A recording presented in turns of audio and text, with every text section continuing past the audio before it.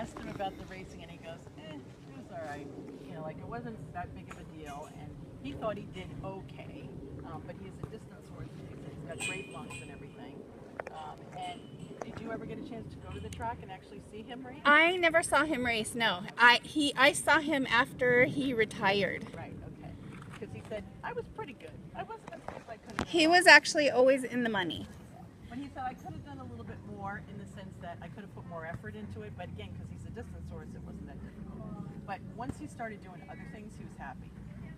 And so then he said to me, 3 different people were jumping it. So it was one of you and 2 other trainers. Okay, because he said he's been over some little stuff. Who exercises him?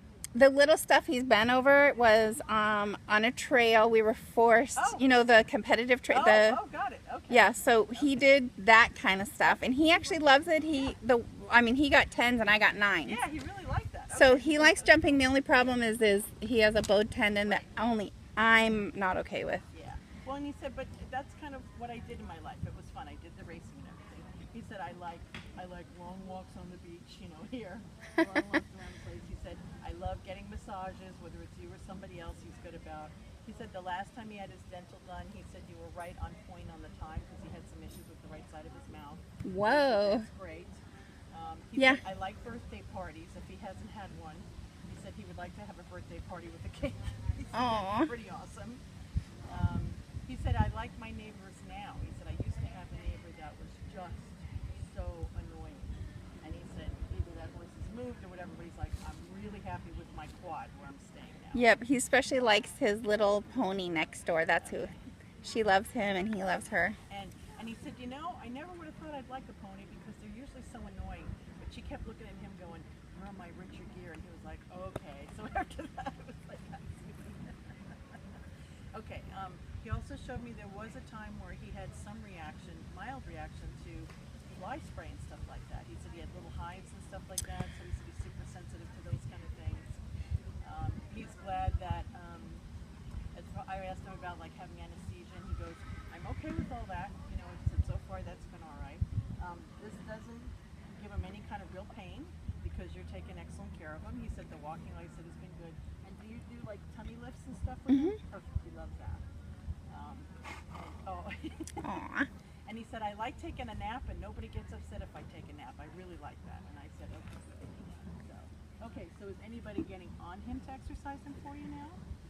Not in the last couple of years. He's basically a pet, retired. I mean, he really worked his butt off for his, yeah, but he actually gets out and he does things. Good, okay. Every day. I'm still happy to be active. He said, because there are a lot of horses that'll say to me, well, okay, I'm not being ridden. Now I want to be out in the pasture. He goes, I would shrivel up and die. He said, I've got to see you. I want to check in with you. I want to know how you're doing. You're his lifeline. So, and anybody else in your family that wants to come and visit, he goes, I'm equally happy to see them too. So, then he said to me, he goes, I'm not really a fan of you touching my underwear. I think that's a vet's thing though. And I said, okay. Like, I'm very modest. And I said, okay, I had one of those too. So, okay, so heart and lungs feel great. I mean, when I asked him how old he feels, he said he only feels like 18, which is awesome. You know, that's really great. Okay, okay, so you said you had questions. So what, do you want me to read them so that you can hold the camera? Okay, there we go. Okay, questions. Let's see. Okay, does he miss his home or original owners? Not really. I mean, Which, that's my sister, and he's actually from Washington. I mean, he's basically lived in Washington State half of his life. Yeah, it was okay. And he also said, he goes, it's okay if your sister wants to come visit, but they kind of see their life in chapters like we do. So he's like, so my chapter now is with you. And he said, if she came and visited, I'd be happy to see her. I'd have to be happy. But he said, and it was okay there, but he really loves being someone's emotional therapy, and not all horses want to do that. Okay, remember the breeder's daughter. Oh, the place where he was born. Yeah, he does. What happened at the track? He said there were 2 times where horses went down in front of him. So he does remember that.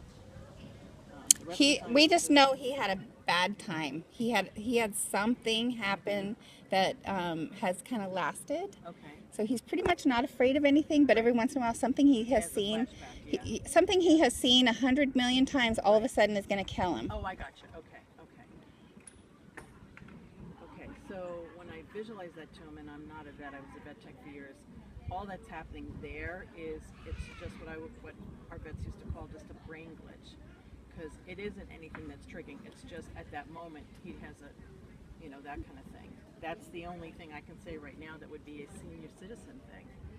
But he does remember twice where he said I was on the rail and I had just passed and two horses went down next to him, so that's why he's shaking off. That, believe it or not, that's coming off adrenaline, even though he's very relaxed. And then there was another time where he said I was coming up behind a pack and I was going to start to go around, and a couple of horses kind of got tangled and stuff, and so that was hard for him. Okay, been retrained and compete in other disciplines. Okay, yeah, he really liked the trails. What if, oh, I thought you said what about the backing, the bucking? Bucking. Bucking while you're walking him, he's bucking? No, he bucks when you're on him. Every once in a while. And we don't know why, like, we don't know why it happens. He's got a little, the beginning's the kissing spine here. So this vertebrae just kind of twitches just enough. It's like a sciatic pain, and then it goes down that right hind leg, so that's why. Where some horses go, I'm just doing it for fun, or it's exciting, or I'm frustrated. He's like, no, he feels that zap and it's like, ow, you know, so, okay, thank you. Okay, what does he want to do now? He said pretty much what I'm doing now is okay. Wait. Hang on. Come on, get over there. You're a good boy, you're okay.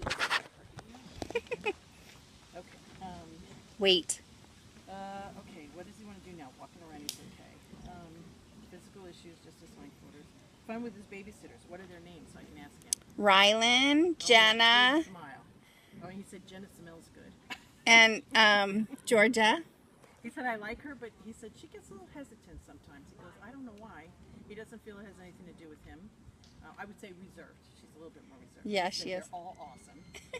He said that's why if I have my birthday party, then they could all come and I could have. Aww. He said we could celebrate. He goes, and I would wear a hat for a few minutes as long as nobody laughed at me. Yeah, he hates hats. He hates dressing up. But he said I'd wear a birthday hat for a few minutes. I would love that. And he said, And I'm Mason. old enough to have a beer. So, okay, Mason is the other person? The other little girl.